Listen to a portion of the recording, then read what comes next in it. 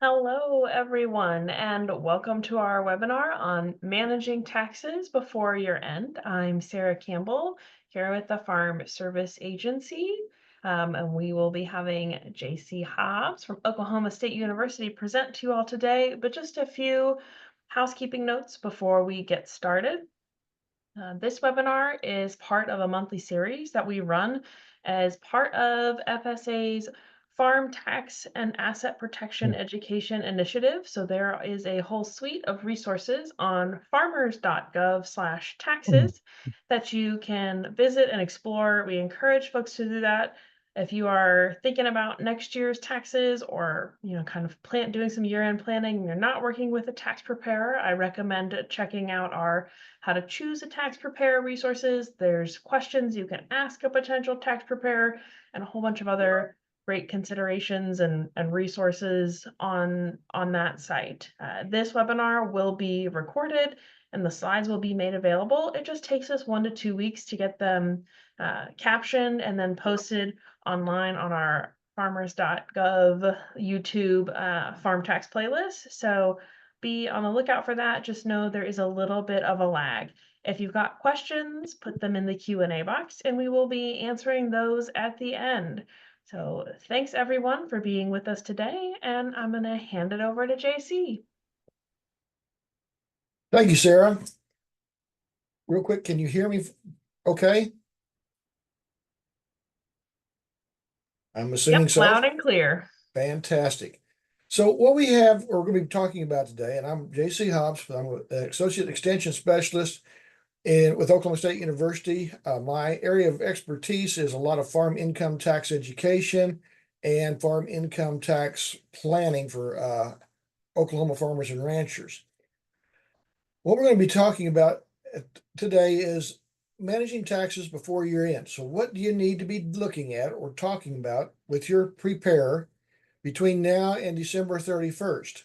Now, earlier this year, Mark Dykeman and Kevin Burkett, also with this group, presented material on talking about managing taxes after year end. What you can do after the December 31st to manage your taxes, even though the tax year is closed. We're going to be hitting it from the other side. The tax year is still open, and the things that we can do to adjust or modify our taxable income between now and December 31st. Some of the tools will do have an implications and can be used or have some overlap, and we'll talk about that. So what we'll be looking at is the management strategies. How do you increase or decrease expenses? When you do that, it offsets revenues and some other things that do apply. So real quickly, we're going to go through those pieces. Now, our work with USDA, and I say our work, that's Real Tax Education. That's the group that I am with. We're part of the National Farm Income Tax Extension Committee that works with the IRS to update the farmer's tax guide. So this material that we put together is under an agreement, and you can see the agreement number with USDA.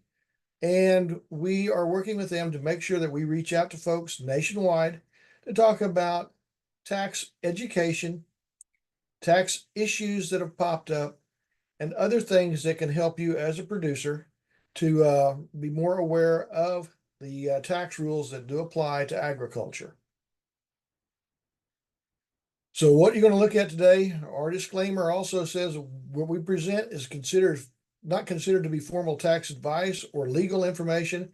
We are trying to educate, or I am trying to educate. So again, the issue really comes down to, once we've talked about this and you have things that you want to look at on your particular situation, visit with your tax professional, your tax preparer. Could be a tax lawyer, but they will help you then apply the rules and apply the options to your particular tax situation to adjust, modify your tax liability. So where we're at, so planning. Usually it's a year-round thing, but most of our operators, most of our farm producers, kind of put things off until we get to October. We've got about 3 months here, a little over 12 weeks to make modifications that again will adjust our tax liability. Again, this requires visiting with your either your business management professional or your tax accountant to kind of figure out where you're at. So what is your current level of income? What are the expenses that are there? Do we need to increase our expenses? Are there some revenue things that we can do, again, to modify the taxable income? So it's what you should or can do. What options are available? Our goal, or the goal, is to prepare you for discussions with your tax professional. Again, we're providing education, not tax advice. So a couple of notes here.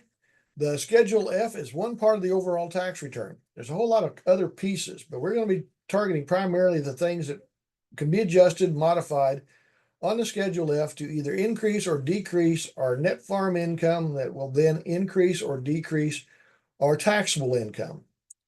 So if you look at what the Schedule F is, that's only a small part of the overall return. You've got the front of the 1040, you've got additional schedules, you've got additional forms that are required to be filed in order to complete your tax return and the filing information needed with the IRS by April the 15th. Another thing to remember is deferring tax does not eliminate the tax, but it is a tax management tool. What do we mean here? Well, if you move income from one year to the next, we have a year of high income, we may want to move some expenses into that year, or we may want to move some income out of that year. Again, we don't eliminate the total tax bite that occurs or eliminate the tax, but we may move income or expenses in years when we have a higher tax bracket. By doing so, we can reduce the overall amount of income that's going to be taxed at that higher bracket by moving income to a year where we may be a lower bracket. So there's the overall scope of income tax management. Basically, it's going to be the things that help your family and the business survive or thrive over its lifetime. Here we kind of show the tax brackets and how they apply. So if you look at this, these are the single tax filing rates for 2024. So for this year. So when you put together your return, file it in between really February through April of next year, the brackets and the rates, you can see there, the 10% rate applies to income up to 11,600. Anything above that is taxed at the 12% rate up to 47,150, then at the 22. So what you see here, not all of your income is ever taxed at the highest rate. So if you're, say, have a taxable income of 75,000, you're paying some of that at 10%, some of it 12, and some of it 22. Not all of it is taxed at the 22% rate. Now you'll notice at the very bottom, the self-employment tax is based upon net farm income. So if you're self-employed, that would be if you're operating a farm. Net farm income is taxed at a rate of 15.3% for self-employment tax purposes. That's your retirement, that's your disability or survivor benefits that are set up through Social Security. That's the amount of the self-employment tax. So you're adding a little bit to that taxable income. There's some adjustments that must be made, but keep in mind, self-employment tax does occur. It is required. It does increase your retirement, your disability, and your survivor benefits. And it's very important to consider those three things. For 2025, here's the same rates or the same brackets, but you'll notice that the bracket, the space in the brackets went from 11,600 for the 10% till down to 11,925. What that means is we have those bracket amounts adjusted for inflation. So every year those amounts are adjusted on the prior year's inflation so that we keep moving those brackets up, paying less tax on less income. Whoops. Again, the 15.3% still is going to hold. It's not adjusted for inflation. So if you look at it, kind of lay it out pictorially. So we've got, I'm a farmer, being single. Her taxable income federally is 75,000 in 2024. So you'll notice the yellow area, that's the amount that's taxed at the 22% rate. That's anything above 47,150 up to a max of 75,000. So the tax bite on that amount is 6,127. Then you'll notice the gray area. We're paying 12% on anything between 11,600 and 47,150. So that range is about 35,550. The tax on that amount is 4266. Then the bottom bracket, so up to 11,600 is taxed at 10%. So 1160. Add all of those numbers together, the total tax bite is 11,553. So even though we're in the 22% marginal tax bracket, we're not paying all of our income tax at that rate. Some of it's taxed at 10, some 12, and some at 22. So what you've got to look at is what we call the effective tax rate. So the effective tax rate looks at those three numbers. So the total tax bite, 11,553, and we subtract it from our taxable income. In this scenario, well, it's normally income from all sources, but in this particular situation, we say all of her taxable income, 75,000, strictly comes from the farm. There's no other income from any other source. So you divide 75,000 into that 11,553. Our effective tax rate, or IMA's effective tax rate, is only 15.4%, even though the last dollar of income was taxed at 22%.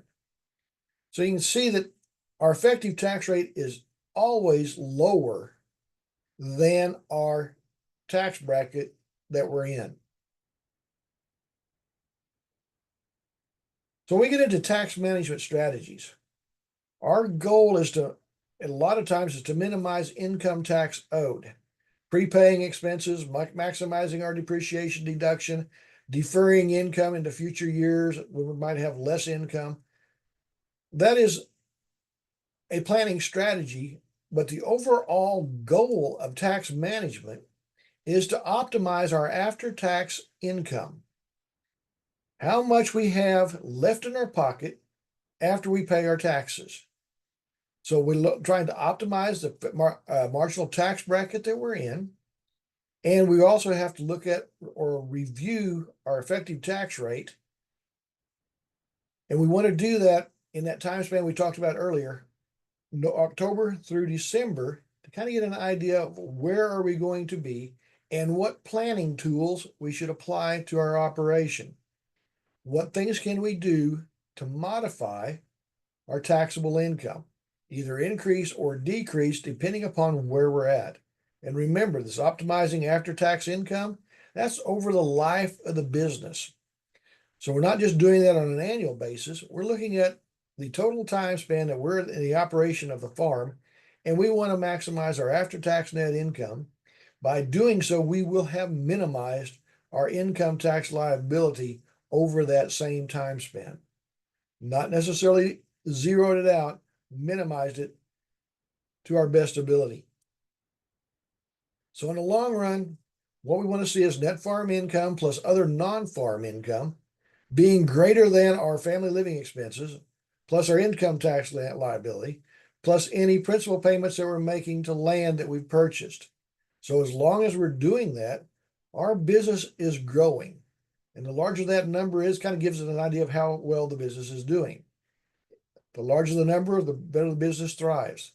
The lower the number, we end up having to tighten our belts a little bit. It's a little tougher. It can be done.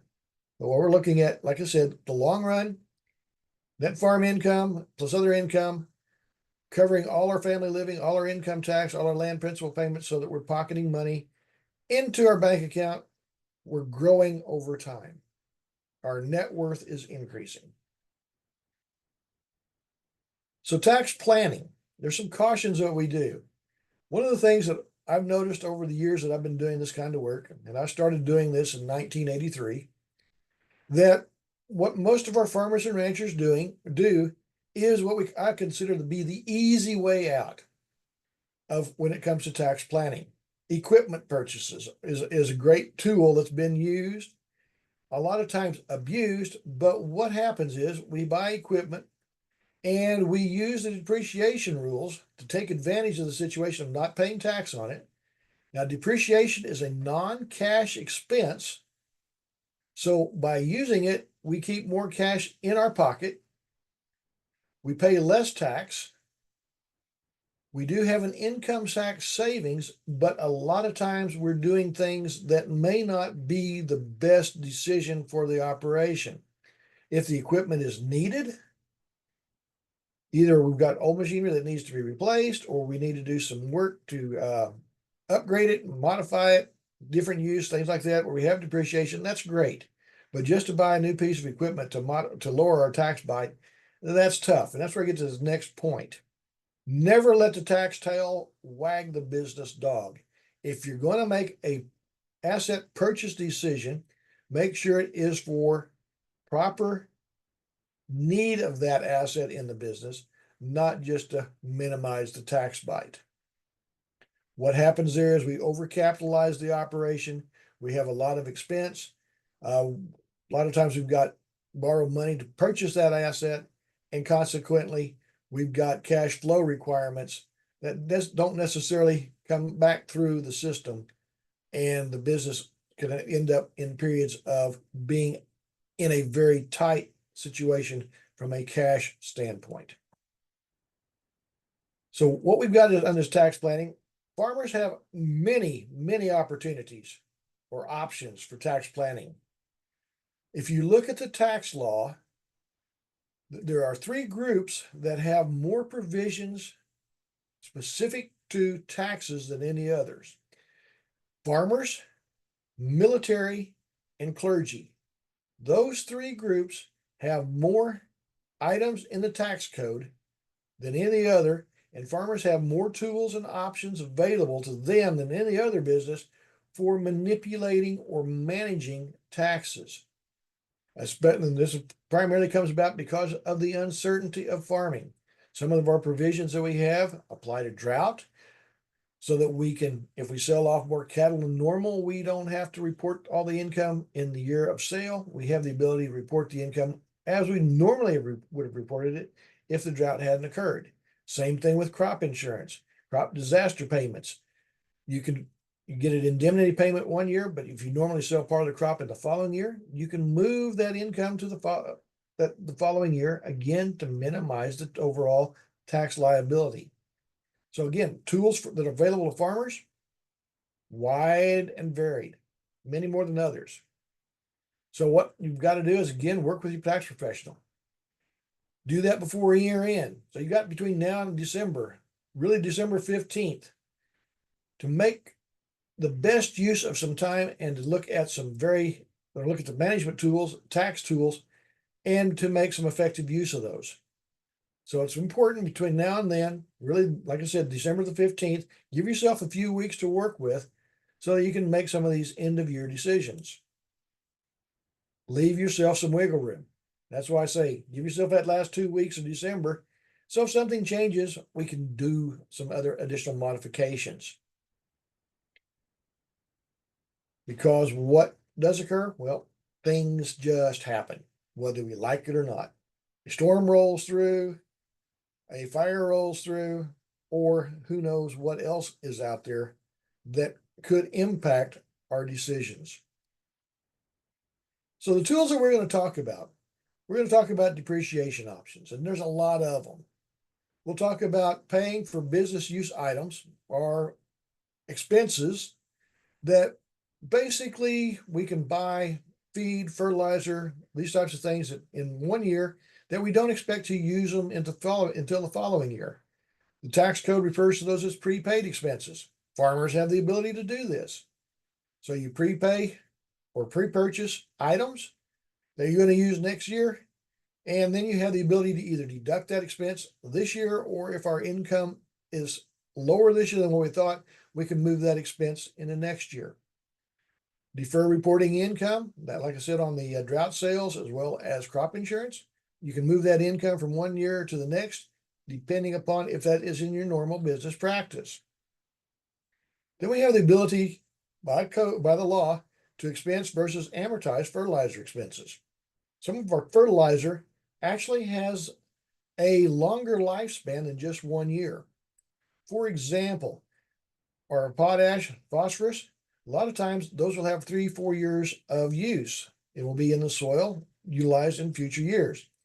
In that scenario, you can amortize that fertilizer expense over a 4 year span to reduce taxable income in the future, or you can expense it in the current year, depending upon which one is more beneficial.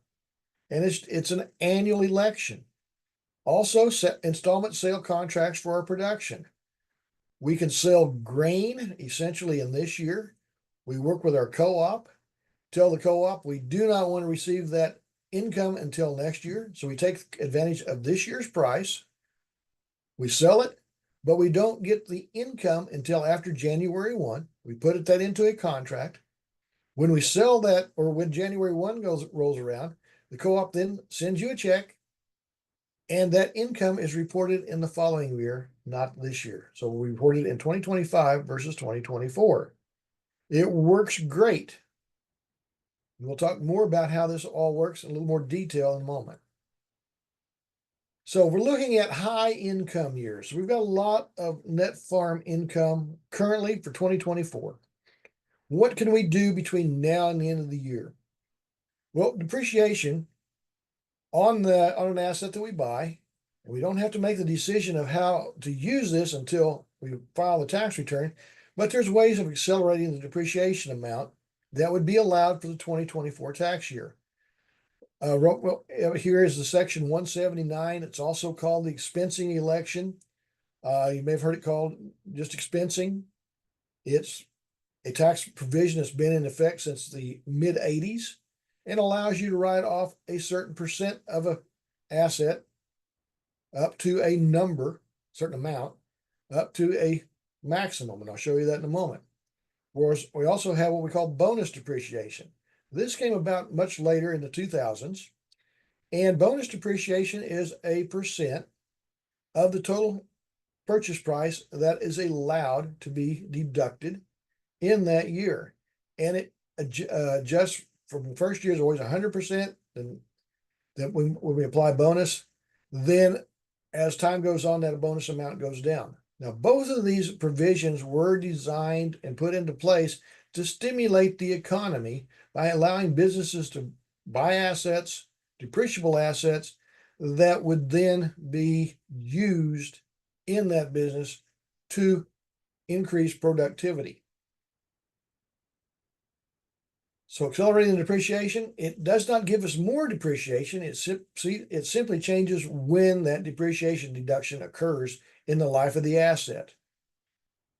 So we have a trade-off between a current expense versus a later deduction. So if you use the 179 or the bonus depreciation rules, you get a large amount of deduction in the current year, if not all of the amount, and we don't get anything to reduce that in the future.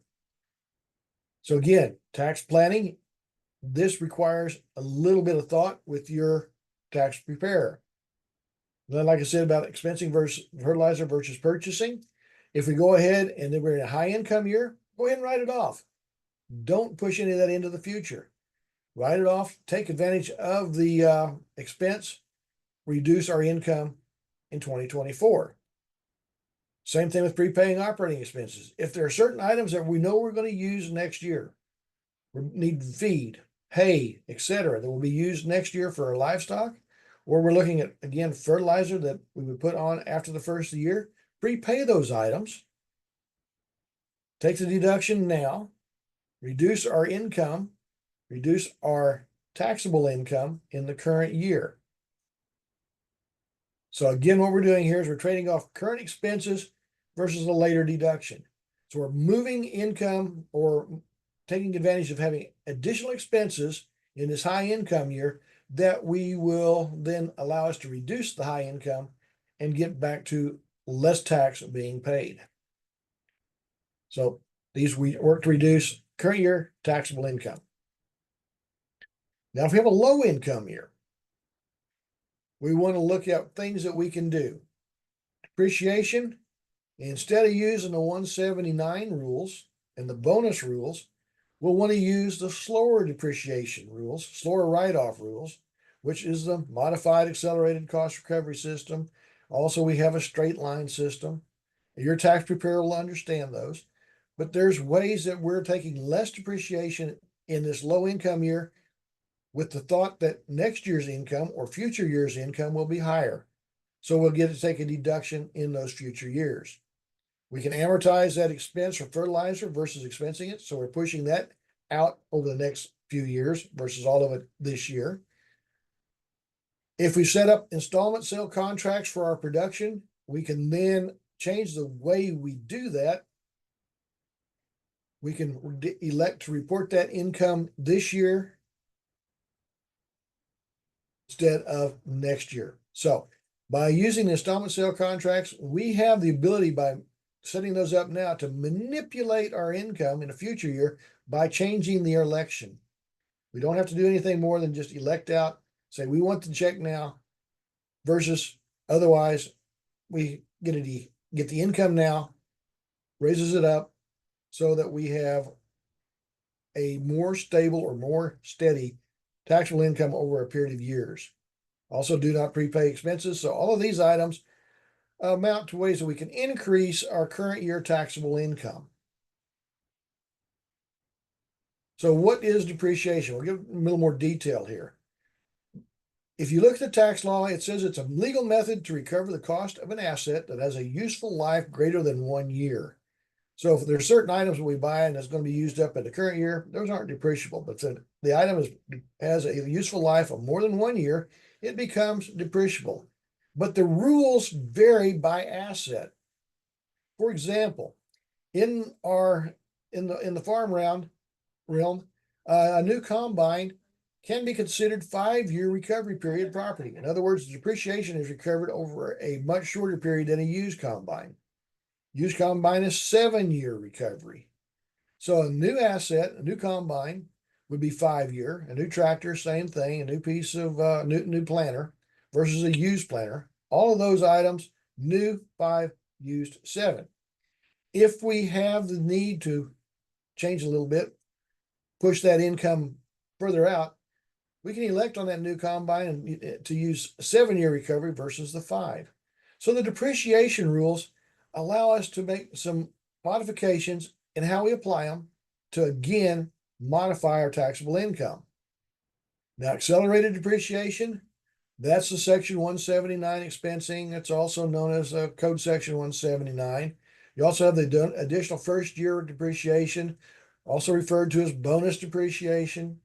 Those two are synonymous. Also, that means it's Code Section 168. The reason I put those two in there, when you go talk to your accountant and they're needing to look that up, if you'll take this slide set with you, it'll save them the hassle or the time it takes to look up those code sections. You've got them already. So accelerated depreciation, again, doesn't change the amount of depreciation allowed. All it does is change the timing. So we're going to get the same amount of depreciation for that asset. It just changes whether we get it in the first year or we take a lot of it in those early years and less of it later. We level it out over time, etc. So again, like I said, it's trade-off of a current year expense versus a later deduction. Now, 179 in bonus, if you're financing a piece of equipment, what I've often seen occur is we have a large deduction in the first year. We're taking 100% of that depreciation off. We have lower taxable income. It's a non-cash expense, so we have a large amount of cash left in the business. Problem is, later years, when we're still making payments for that combine or tractor or whatever, we don't have the deduction from depreciation to help us save cash, save taxes in order to match the cash flow timing of those payments. So it's something you've really got to think about. So you've got a large deduction, saves a lot of tax in the first year or early year, and then you save less tax in the later years, and you're still making payments, principal payments on that asset over a longer period of time. Something to think about. So the 179 depreciation, You can deduct the cost of a qualifying asset in the first year.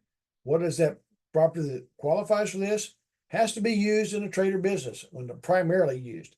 More than 50% of its business use has to be for the trade or business. So I run into farmers and ranchers that buy a pickup. They're going to use it on the farm, but they also use it for personal use.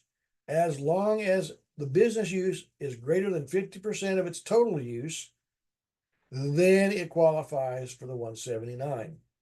Has to be acquired by purchase. It can't be leased.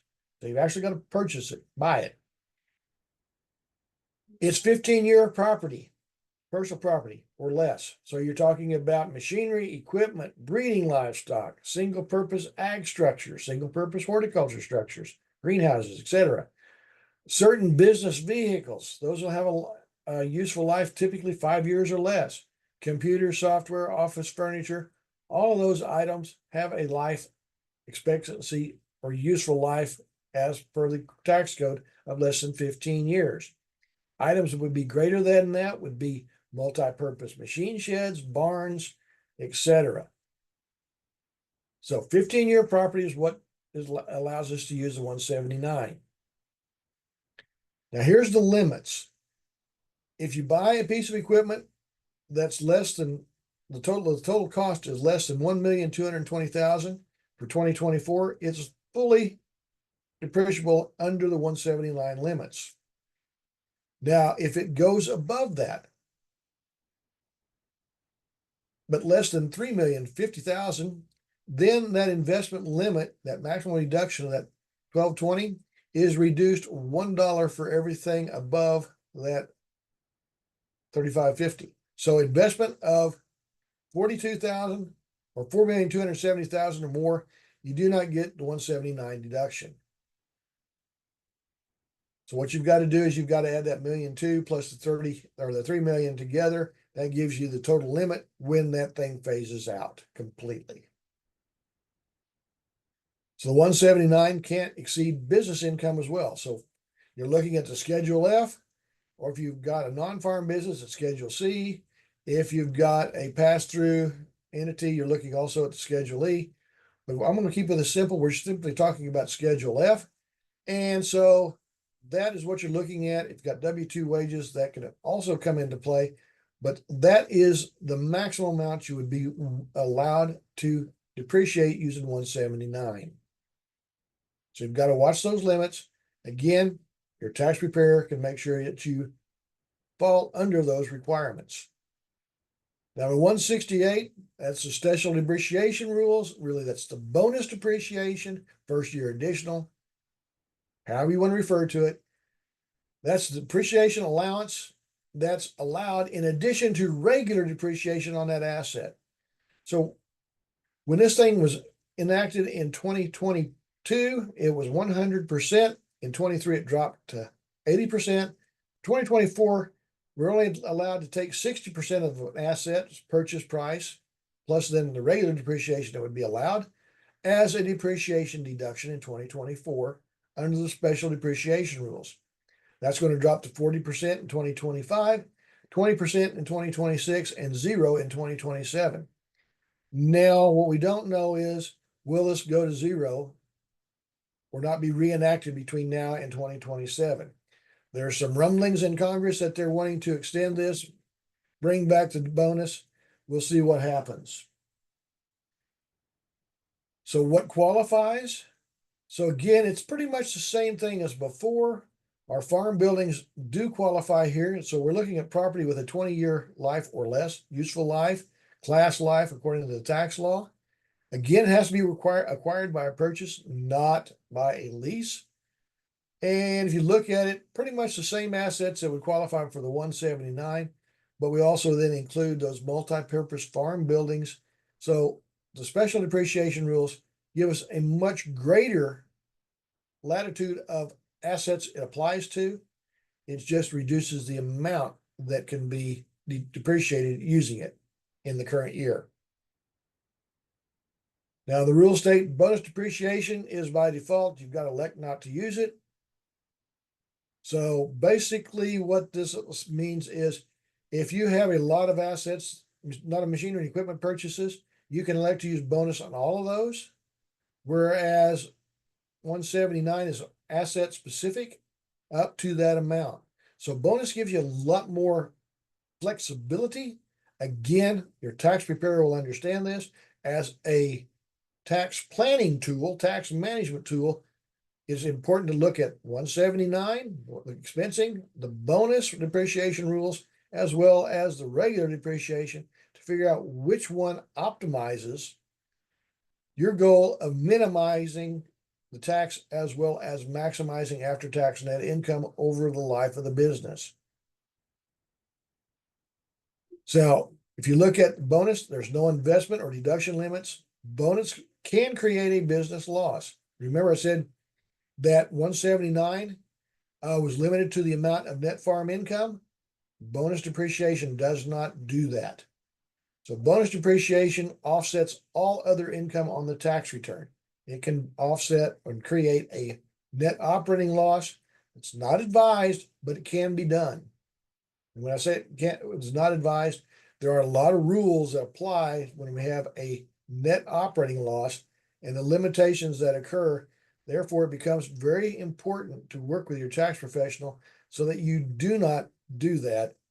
You can have a business loss. That doesn't mean it's a net operating loss, but you definitely can use it to offset other income.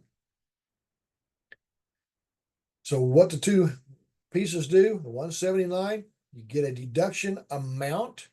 So you can actually come in and say, I buy a new tractor for $200,000, but I only want to use 179 on up to 50,000.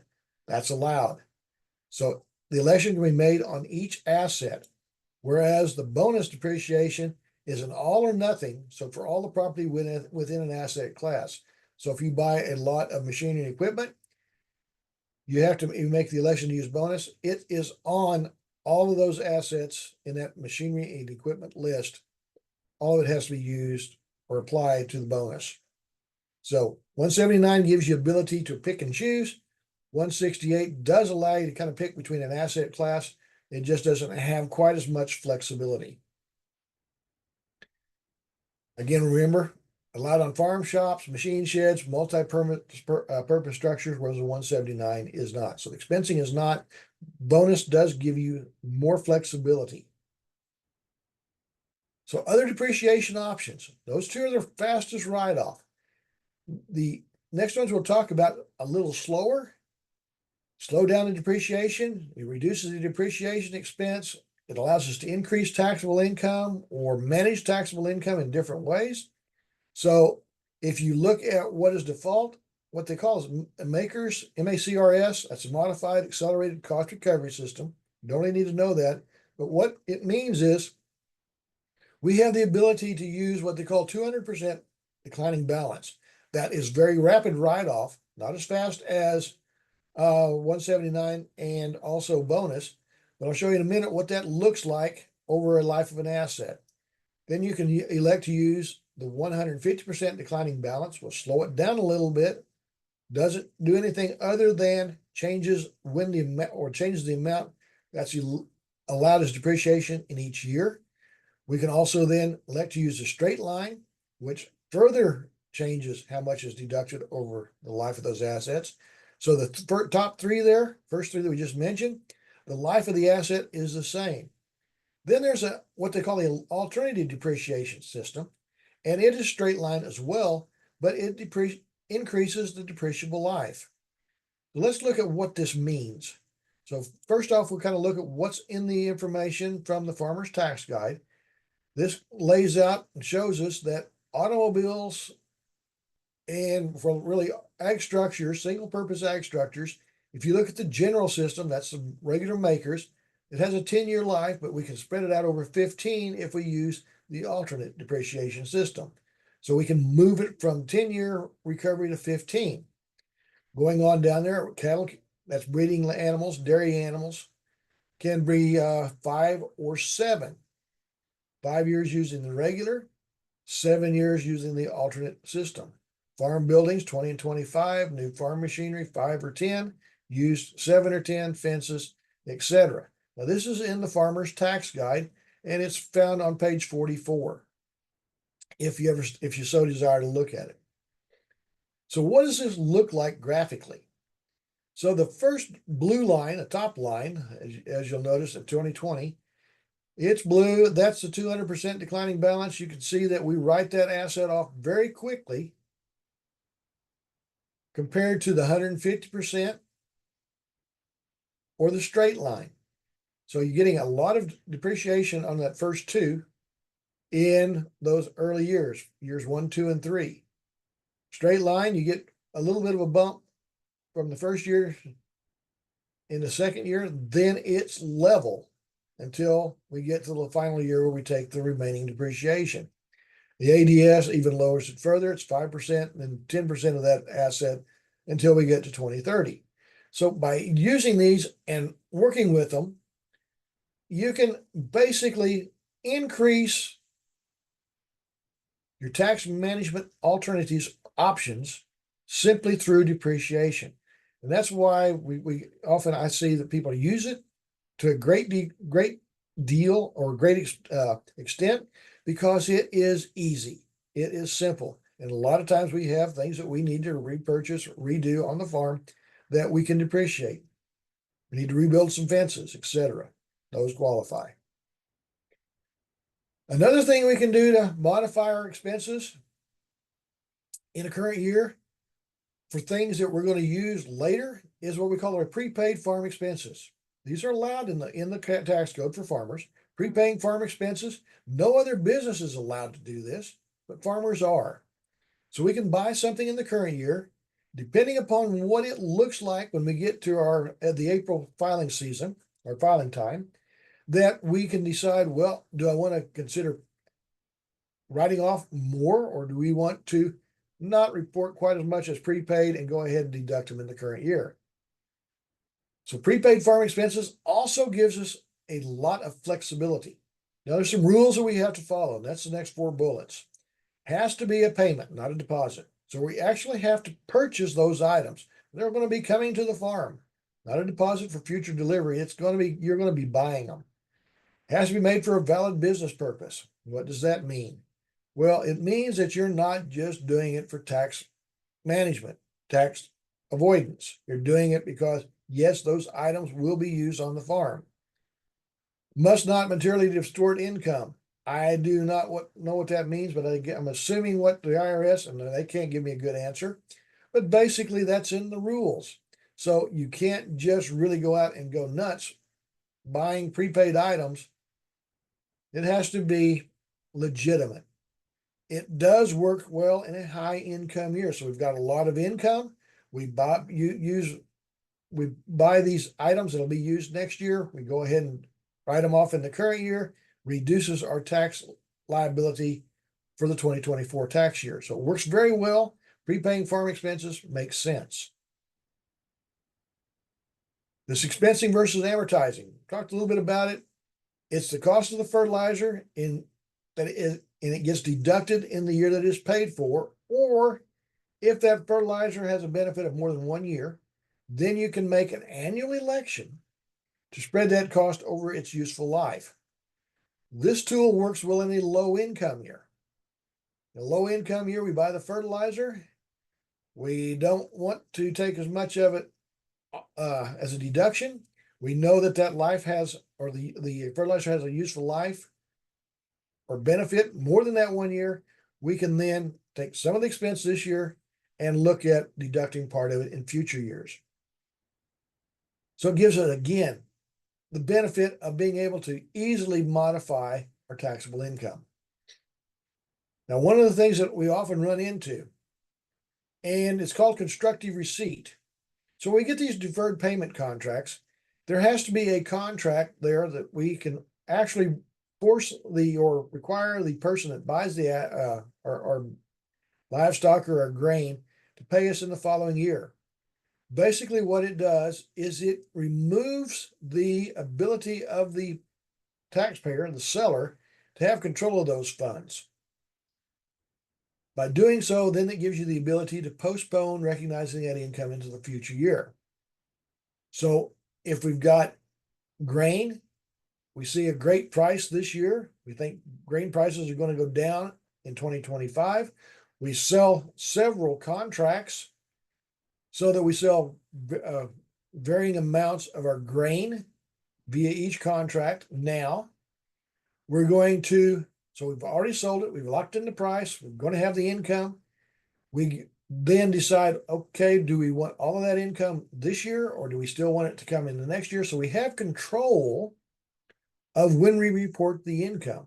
Even though we don't have the cash coming in until after the first year, if our income drops between now and the end of the year, we've done the deferred payment contracts, then we can elect to get part of that income in the current year to raise our taxable income. So constructive receipt means you have control of the funds. That means if you've received the check and haven't deposited it, well, it's in your control. The only way it's not constructive receipt is if you don't have access to that money until a future date. So you control the funds, you have the ability to receive that check or go ahead. You have control of the funds if you have the ability to receive the check, even if you have not received it. So in other words, basically, you want to make sure that you do not have access to get it early, no matter what. So it's a properly function deferred payment contract. In order to make it work for the tax return, you can't have that money before the contract date expires. So deferred payment contract, we've got grain or livestock in the current year that we've sold, but we're not going to take the payment until the future, usually the next tax year. It has to be in writing. It has to be done with an elevator or sale barn. We specify the quantity, the price, the grade, and the time of payment on the contracts. And you have no right to receive those proceeds until the date specified on the contract. It's a great tool for taking advantage of prices and delaying recognition of income. So I see a lot of farmers doing this more and more every year because it's a great tax tool, tax management tool. What sometimes occurs, so you want to do this with a sale barn, you want to do this with a co-op, doing this with your neighbor, you sometimes risk non-payment because they are a unsecured creditor. So these deferred payment contracts, also kind of referred to in various places as installment sale contracts for production. It has to be an bona fide arm's length contract with the buyer. You can't have the right commodity after it's delivered, and you must avoid the constructive receipt. So it has to be in place before delivery of the commodity to the buyer. So there's certain rules we've got to look at. Again, this is spelled out in more detail in the Farmer's Tax Guide. That's publication 225. And again, these deferred payment contracts work great. So it's an ability then to use an installment sale contract so you recognize the income in the year of sale, even though the payment is not to be received until a future year. Consequently, the taxability is in a future year. Becomes a very good tax planning tool if there's income uncertainty. So we don't have any idea between now and the end of the year what's going to happen or into the future. By doing this, even though we've got the payment coming in January, a lot of times we can make use of these. We're only sacrificing about 3 months of income or use of cash. A lot of times we can make this work to our benefit as a tax management tool. One thing about it, you have to look at the election to do this all or none on a contract by contract basis. That's why I say you want to have more than one contract. So you want to have several contracts. So if you want to sell 100,000 bushels of grain, you may want to increase that to where you're 20,000 bushel each contract. So you've got 5 contracts to work with. Again, that increases the flexibility of being able to do tax management. Deferred payment contracts work well in a high income year because you can make the decision, I don't want to report that income now. I want to report the income in the future tax year. Crop insurance, we talked about this early on. Defer the crop insurance proceeds. If it is crop damage or destruction, and you normally sell 50% or more of the grain in the following year, we can then elect to postpone recognition of that crop insurance proceeds, even though we got the payment, the indemnity payment in 2024, we would normally sell the crop, part of the crop in 2025. We can then report part of the income in 2024, the remainder in 2025.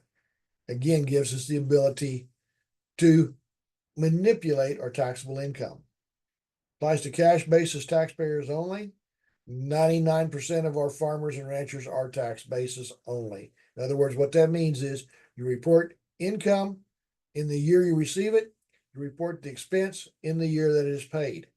These other tools that we prior talked about allows us to use some of the rules in the tax code that we can then manipulate. Even though we paid cash for it, cash basis this year, we can use the prepaid expense rules and we can move part of that into the following year, part of the deduction.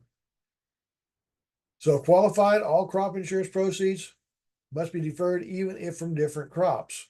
So in other words, if you've got corn and soybeans and you grow wheat, you've got to look at all the crop insurance proceeds being deferred for all those crops if qualified. Your tax preparer will understand that. Your tax or your crop insurance salesman, when they send you the check, will have that specified in that contract. So revenue policies, we've got some of these where it covers both revenue and yield loss. The revenue portion cannot be deferred. We also have rainfall or weather insurance proceeds. These cannot be deferred as well. The reason for the revenue and the rainfall or weather insurance is it looks at the year that this event occurred. So revenue policies look at a marketing year, and the marketing year, that decision is usually made late in the year and not paid until the following year anyway, so you can't defer it. It's already been, it's going to be taxed that year. CCC loan elections. These are a great tool as well. Commodity Credit Corporation loans. So you sell your grain, you put it in storage, you get a check for that. You've got to think about it. Requires work before the end of the year, because if you set up a loan with a CCC, you're basically setting it up to be treated as either income or as a loan. If it's treated as income, it's reported in the year that you establish the CCC loan. If it is later year, then you let the contract expire. What this does is allows you to work with market prices. If the markets go against you, then you have the ability to use the amounts that you put it into the loan for as your sale price. So if the market goes down, you've already taken care of it. You've sold it at a higher price than the CCC loan program. So it's a great tool. Again, it allows some flexibility after the end of the year. So election allows the loan proceeds to be treated as income. What we're looking at right now, these are the prices for wheat, corn, soybeans, grain sorghum. So what you're looking at is the fact that you're pricing that currently 338, depending upon what the market does. If the market goes down, you can leave the commodity in the loan. If the market goes up, you can sell the grain, then pay off the CCC loan. So again, it allows you to take advantages and reduce market risk and modify or adjust taxable income.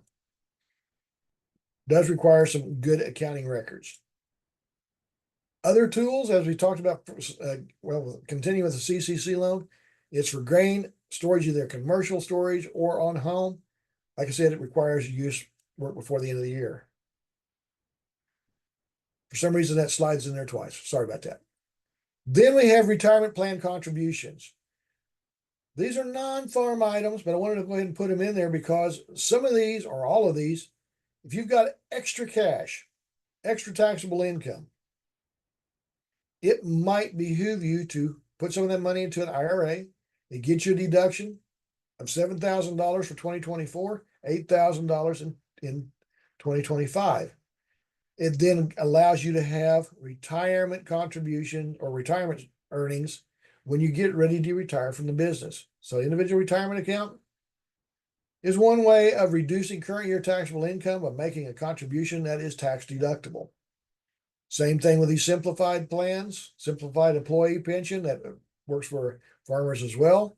If you look at the maximum contribution, it was 66,000 in 2023. I couldn't find the numbers yet for 2024, but it's going to be in excess of that 66,000. Same thing with the savings match for the simples.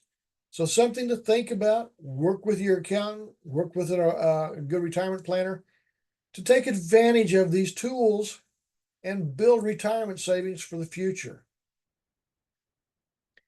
The 401ks allows a $23,000 deductible expense for 2024. So these tools, again, reduce taxable income, gives you a tax break, but also then gives you the potential for income in the future. Health savings account, same kinds of things. Contributions are deductible for $4,150 for single coverage, $83 for family. So again, these different excuse me, contributions reduce taxable income. Great tool, something to think about. Distributions, tax-free if they're for qualified medical expenses. They were reported on Schedule 1 of the 1040. So tax planning, taxes paid as you go, what we're looking at. If no or low withholding, you may need to make estimated tax payments during the year. Underpayment of estimated tax payments does have a penalty. So really what you're looking at here, you want to make estimated tax payments if you're a farmer, qualified farmer. Depending upon where you're at, you may be able to make estimated payments once during the course of the year. You may be able to, or may be forced to do it 4 times, truly quarterly payments. Or if you pay your taxes by March 1, you don't have to worry about the estimated payments. So some things that you've got to be aware of. This is just an awareness tax or point they're making here. Again, talk to your tax preparer. They can help you with this. Qualified farmers, that's somebody that has 2/3 of their gross income from the farm operation. Now there's an interactive tax assistant on irs.gov. This can help. It's not as good, in my opinion, as working with a tax preparer. But if you're kind of understanding the tax rules, you can get a quick estimate to determine what your situation may be. Additional resources, irs.gov. There's forms, instructions, the Farmer's Tax Guide, publication 225. Ruraltax.org has a lot of information of various tax-related articles, fact sheets, a tax estimator tool, all of these. And then lastly, I've reported the farmers.gov with USDA. This is probably the best source of information currently because there are our webinars that we recorded. There are places where you can access additional information. They're doing a great job of populating that with information for tax planning, tax education, tax management, all of those items that help you make better tax decisions as a farm producer. Go there, look at scroll through their goodies. There's a lot in there and it's growing. So what I'd like to do is thank you for attending. If you have any follow-up questions, I'm going to answer questions in just a few moments. But if you would follow up with those questions, send them to Janet. She'll get them to me and I will get them back to you, or you get answers back to you as quickly as possible. So with that, questions that have popped up, Sarah, Janet, fire away. Yep, we got a few here. So I'll start with maybe the more general ones. Are there any known changes in the current federal tax laws that will become effective in 2025 or 26 that folks should be aware of or that might help with their planning? Right now, and this is going to be, I think, if it's not a future webinar, it will be. There's not a whole lot in the way of major changes in the tax law for 2025. Congress has kind of backed up and said, or has not issued any new information. I don't expect to see any major changes since this is an election year. So for 2025, pretty much going to be status quo. We will be putting together some information of tax law or expiring tax provisions, I believe in a future webinar, if I remember correctly. If not, go to the ruraltax.org website and you will find a very simple list of those. But again, there's nothing earth shattering in the tax code that's going to be affecting farmers and ranchers as changes between or effective for 2025 as they currently stand.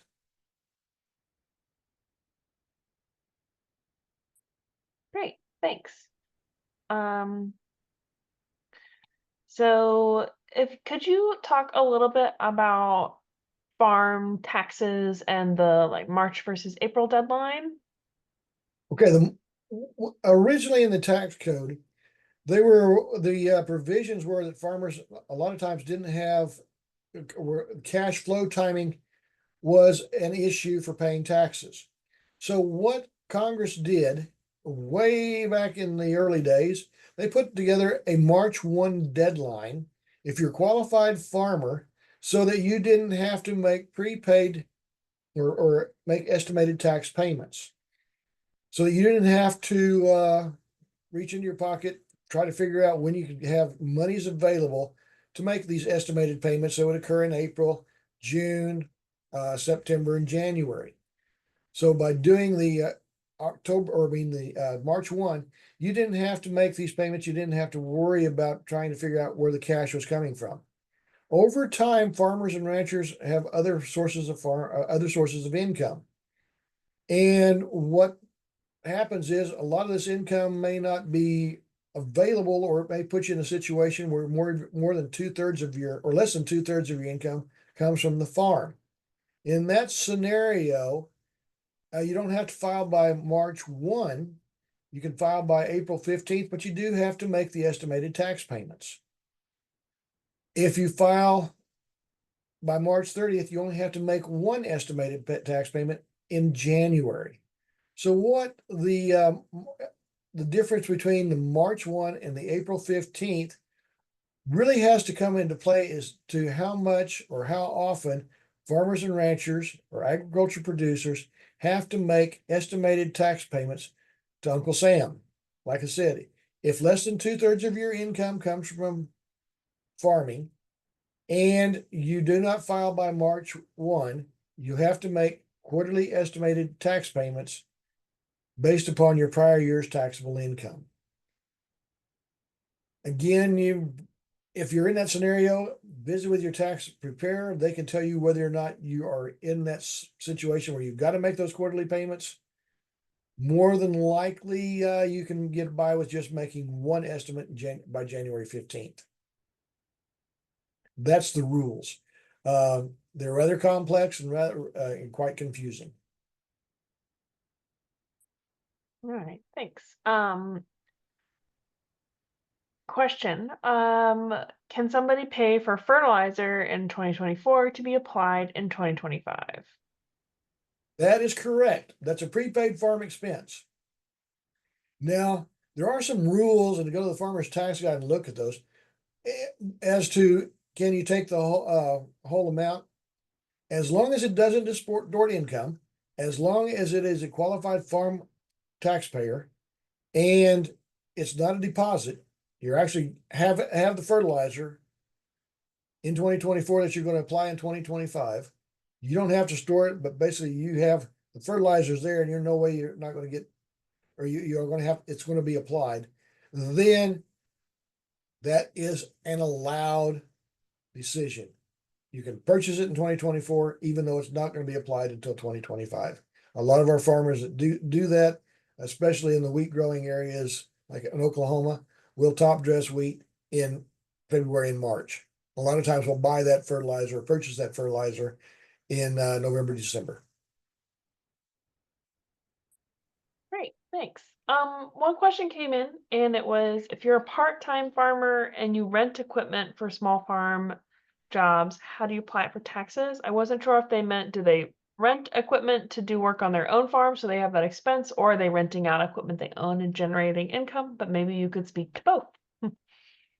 Okay, if you're renting equipment, you're still up, you're in the business of farming, no problem there.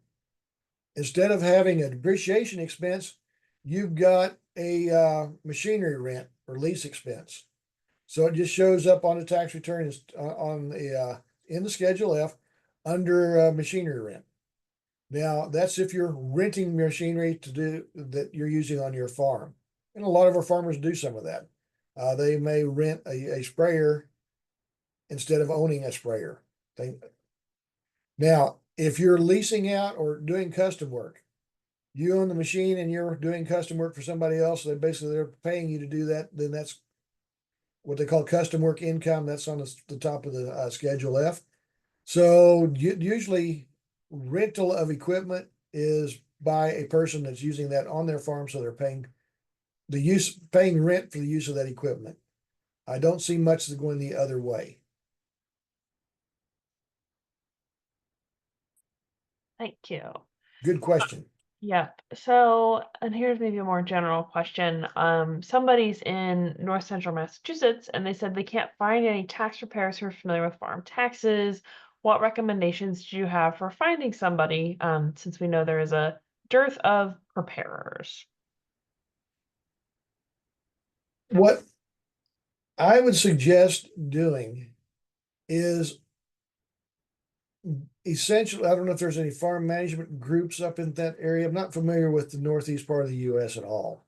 Not going to be much help to you. But I do know, let's see, we've got tax education groups that are in Vermont. We've got tax education groups in Pennsylvania. Um, get this person's information. I'm going to send them uh, some information of who they can contact that does tax education for farm and ranch repairs in nearby states, and see if they can't point them in the right direction. I think that's about the only way I can help.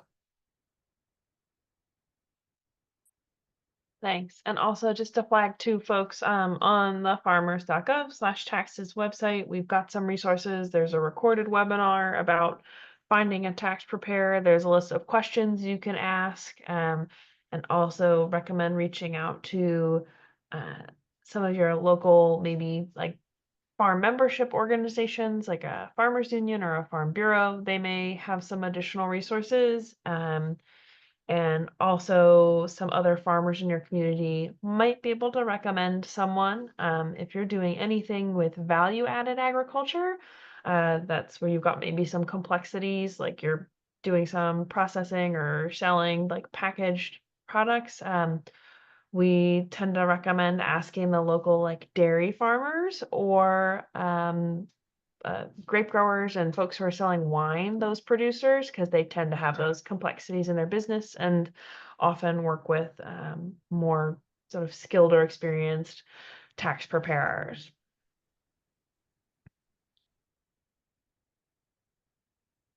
Oh, here's an interesting question that just came in. They've got an example. So somebody purchased a used tractor for $10,000 to use on their farm and it broke down and it cannot be repaired. Parts are not available. It's been sitting for 9 months. They put it on the tax last year without a depreciation rate, but now it's not working. What do you do with, is there anything they can do for their taxes? Let me repeat, I think, what I heard you say. So they bought this tractor in 2023. Yep. Is that correct? They bought it in Yes. 2023, and they're not sure they depreciated that in 2023. Uh, they put it on the taxes last year with a depreciation rate, but now it's not working.